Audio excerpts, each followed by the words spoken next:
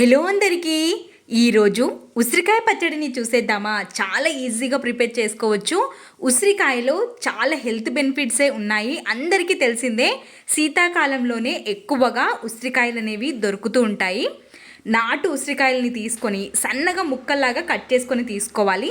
ఒక ప్యాన్లోకి కొంచెం ఆయిల్ని వేసుకొని ముందుగా ఉసిరికాయ ముక్కల్ని వేయించుకోవాలి.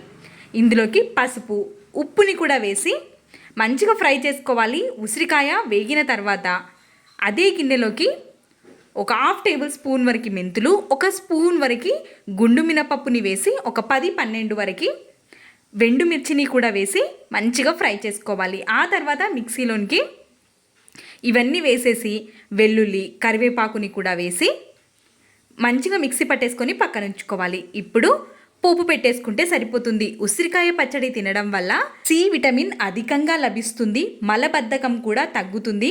రోగ నిరోధక శక్తిని పెంచుతుంది. వీడియో నచ్చిందా? అయితే please subscribe. Thanks for watching.